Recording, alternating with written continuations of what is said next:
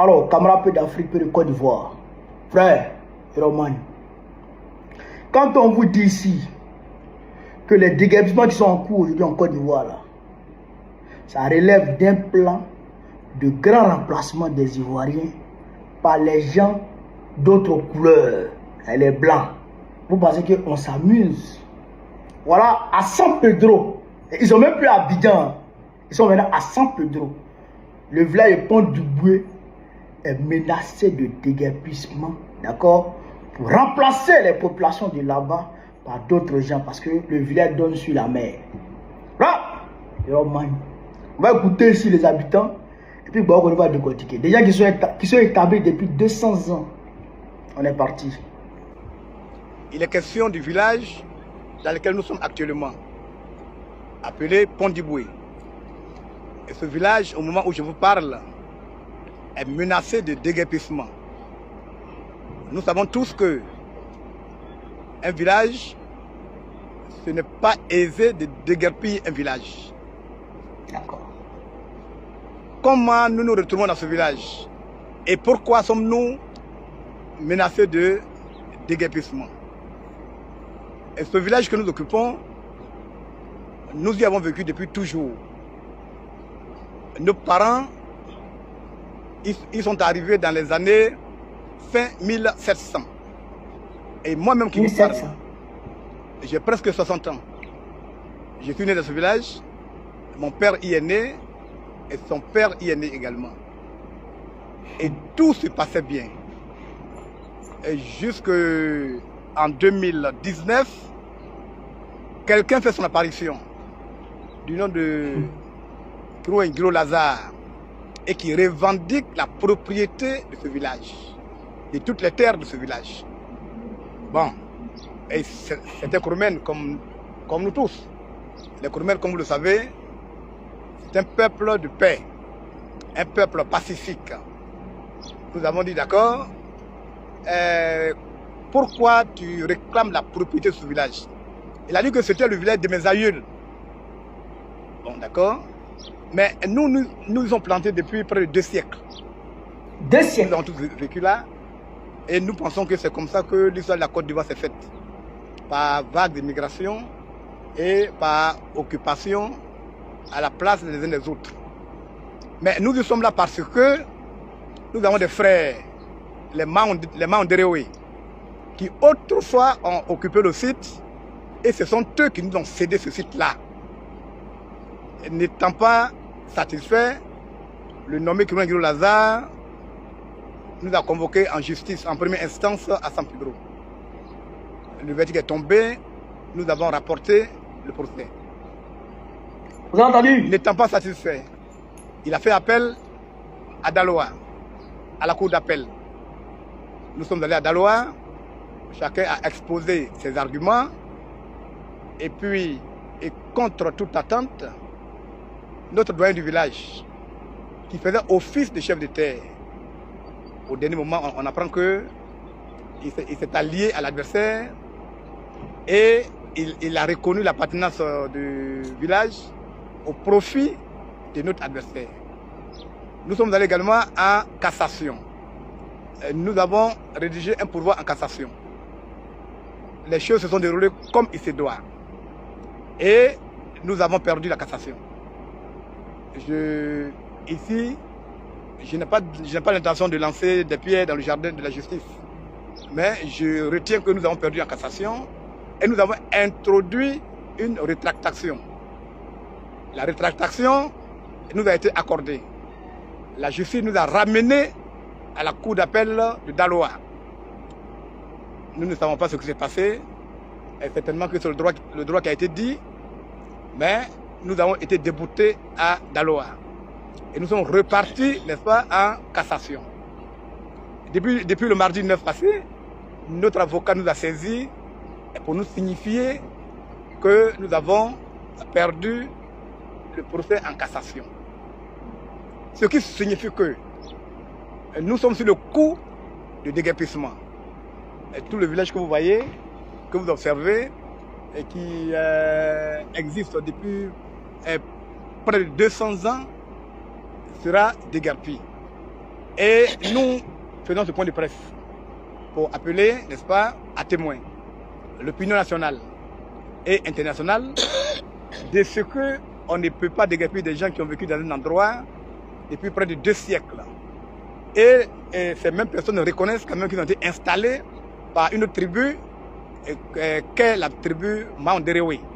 J'ai ici à ma droite les descendants de cette tribu-là qui nous avaient en son temps, 2 siècles plus tôt, cédé l'espace. Alors, chers amis, ce midi, ce matin, quand on vous fait appel, c'est pour que vous portiez notre voix.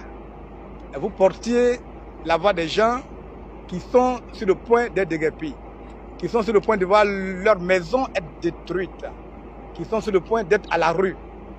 Le village qui les a vu naître, le village dans lequel ils ont grandi, le village dans lequel ils ont fait leurs preuves d'enfants, aujourd'hui on leur a retiré la propriété de ce village. Je répète, ce n'est pas des pierres que je lance dans le jardin de la justice, certainement la justice a fait son travail, mais nous disons que nous sommes éplorés. Et nous sommes éplorés et nous invitons tous ceux qui peuvent nous aider, à commencer par le président de la République, à commencer par ses ministres, à commencer par nos élus, n'est-ce pas, pour dire que nous ne savons pas quoi faire. Et parce que la justice, n'est-ce pas, a consenti à nous déguerpir de ce village-là. Alors, chers amis, je vais m'arrêter là. S'il y a des éclaircissements qui vous seraient utiles, vous êtes autorisés à poser des questions. Je vous remercie. Ce que moi, je voudrais dire, en tant que membre du village, c'est de dire à l'opinion nationale et internationale que ce qui est en train de se passer dans notre village, nous n'allons pas l'accepter aujourd'hui, nous n'allons pas l'accepter demain et nous n'allons jamais l'accepter.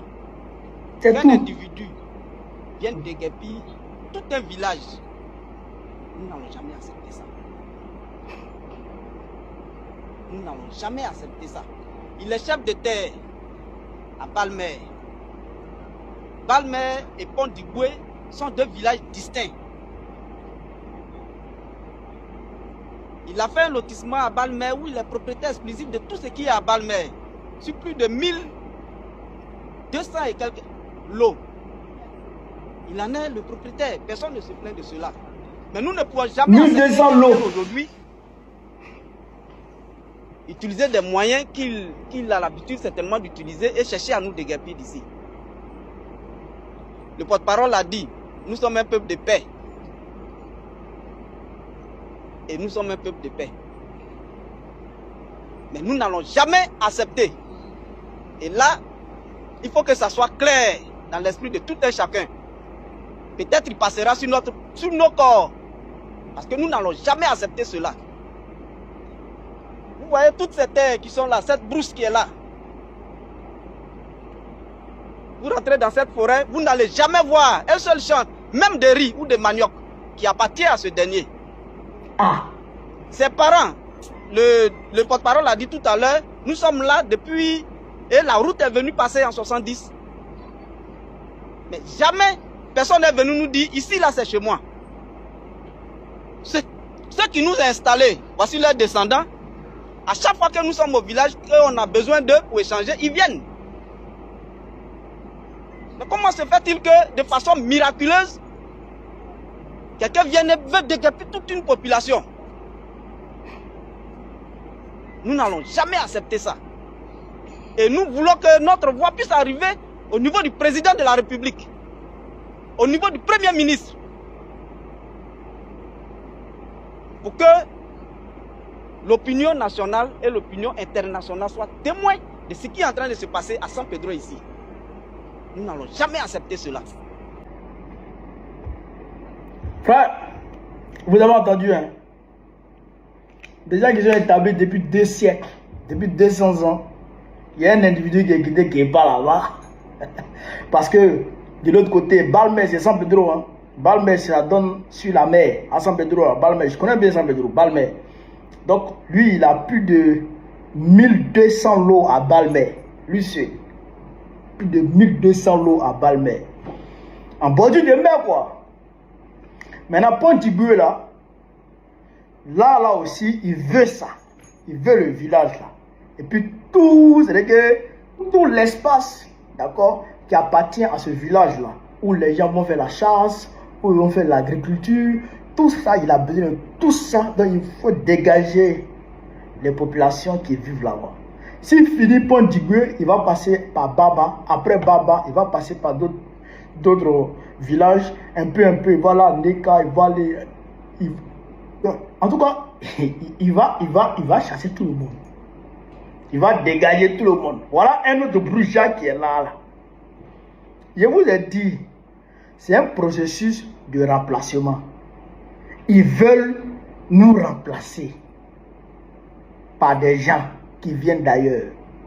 Les Libanais, principalement les Libanais, les Syriens, les consorts, les gens du Moyen-Orient, ils veulent nous remplacer par ces gens-là. Vous comprenez? Et des Français. En tout cas, ils ne veulent plus de Noirs dans ces zones-là. Un peu, ils vont nous chasser, nous tous. Ça, je vous le dis.